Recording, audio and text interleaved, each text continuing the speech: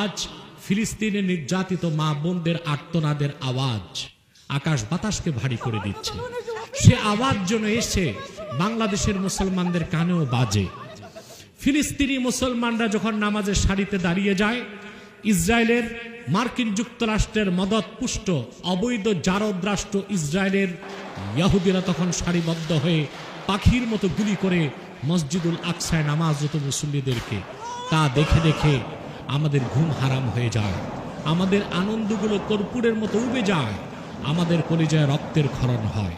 সেই কাজ ইহুদিরা করে যাচ্ছে। বাংলাদেশে প্রত্যেক রাজনৈতিক দলে ইহুদিদের এজেন্ট ঘাপটি মেরে বসে আছে।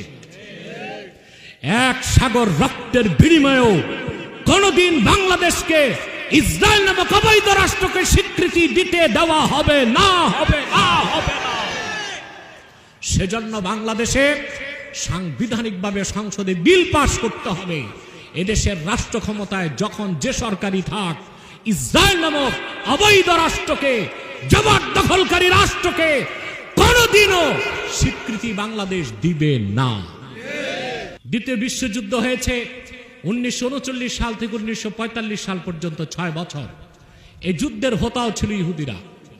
তারাই যুক্তরাষ্ট্রকে উস্কানি দিয়ে জাপানের সমস্ত কাঁচামাল বন্ধ করে দিয়েছিল, যে কারণে জাপান আমেরিকার পার্ল হারবারে হামলা করেছিল। সে কারণেই দ্বিতীয় বিশ্বযুদ্ধ হয়েছে। প্রায় 2,70,00,000 মানুষ মরেছে, সেখানেও ইহুদিরাই দায়ী ছিল। আর এখন যে রাশিয়া এবং ইউক্রেন যুদ্ধ হচ্ছে, সেই মিস্টার ভলোদিমির জেলেনস্কি হচ্ছে জন্মসূত্রে ইহুদি। তাহলে এই পৃথিবীর সমস্ত রক্তপাত সন্ত্রাসের মূল হতে হচ্ছে ইহুদিরা।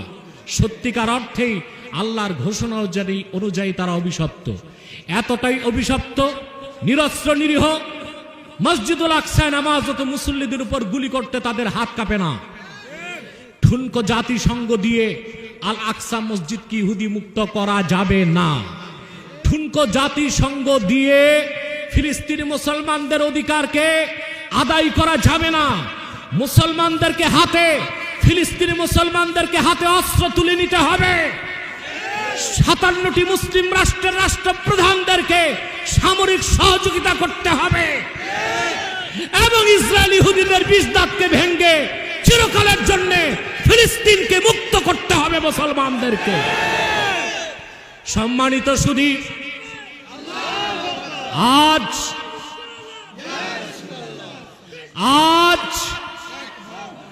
আমাদের বাংলাদেশের করণীয় কি? আমরা রমজান মাসে ওয়াদা করছি, ইহুদিদের পণ্যদ্রব্য আমরা খরিদ করি, আমাদের থেকে প্রাপ্ত টাকায় তারা বুলেট বোমা তৈরি করে আমার ফিলিস্তিনি মুসলমানদেরকে হত্যা করে। উন্মুক্ত আকাশের নিচে আল্লাহর সাথে ওয়াদা করছি, আজ থেকে ইসরায়েলি ইহুদিদের সমস্ত পণ্যকে ঘৃণার সাথে বর্জন করলাম। অর্থনৈতিক আঘাতের মাধ্যমে ফিলিস্তিনি মুসলমানদের রক্তের প্রতিশোধ আমরা নিব ইনশাআল্লাহ। আর 57টি মুসলিম রাষ্ট্রকে অবশ্যই, বিশেষ করে বাংলাদেশে আমরা আভাস পাচ্ছি ইহুদিদের দালাল কিছু লবিস্ট বাংলাদেশে রাজনৈতিকভাবে কাজ করছে, বাংলাদেশ জন্য কখনো ইসরায়েলকে স্বীকৃতি দেয়। সেই কাজ ইহুদিরা করে যাচ্ছে। বাংলাদেশে প্রত্যেক রাজনৈতিক দলে ইহুদিদের এজেন্ট ঘাপটি মেরে বসে আছে। এক সাগর রক্তের বিনিময়েও কোনদিন বাংলাদেশকে ইসরায়েল নামক অবৈধ রাষ্ট্রকে স্বীকৃতি দিতে দেওয়া হবে না, হবে না, হবে না। সেজন্য বাংলাদেশে সাংবিধানিকভাবে সংসদে বিল পাস করতে হবে। এদেশের রাষ্ট্র ক্ষমতায় যখন যে সরকারি থাক, ইসরায়েল নামক অবৈধ রাষ্ট্রকে, জবরদখলকারী রাষ্ট্রকে কোনদিনও স্বীকৃতি বাংলাদেশ দিবে না।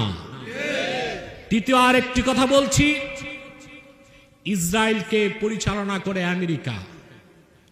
ইসরায়েল ইহুদিদের ব্যাপারে আল্লাহ বলেছেন, দুরিবাত আলাইহিমুজ জিল্লাতু ওয়াল মাসকানা, তাদেরকে কাঙ্গালিত্ব দেওয়া হয়েছে, দারিদ্রতা, সেজন্য তারা মিসকিন।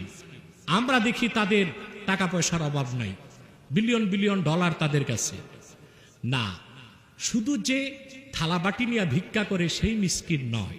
মিসকিনের একটা সংজ্ঞা হচ্ছে আল্লাযী ইয়াহতাজু ইলা গায়রিহিস সুকুন, যে তার নিরাপত্তা, তার শান্তি, তার নিরাপত্তার জন্য অন্যের মুখাপেক্ষী।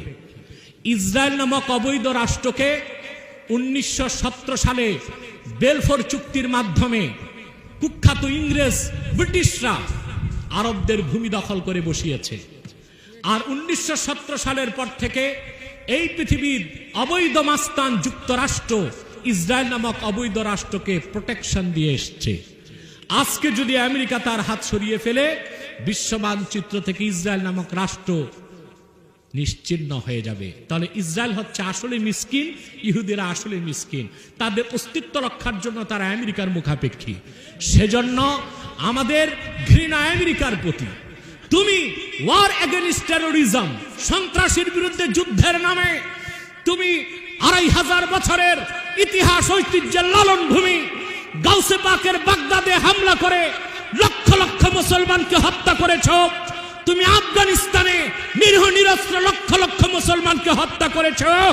তুমি সিরিয়াতে এখনো মুসলিমদের হত্যা করে চলছো। আর তোমারই ইঙ্গিতে ইশারায় ইসরায়েলি ইহুদিরা ফিলিস্তিনি মুসলমানকে হত্যা করছে। অচিরেই তোমার উপর গজব নেমে আসবে। তোমার পতন ঘন্টা বেজেছে, আমরা শুনতে পাচ্ছি। একদিন আমেরিকা তোমার অস্তিত্ব বিশ্ব মানচিত্রে থাকবে না। আমরা ইসরায়েলি পণ্য বর্জনের সাথে সাথে মার্কিন পণ্য বর্জন করার ওয়াদা করছি। আল্লাহ আমাদেরকে কবুল করুন, আল্লাহ আমাদেরকে মঞ্জুর করুন।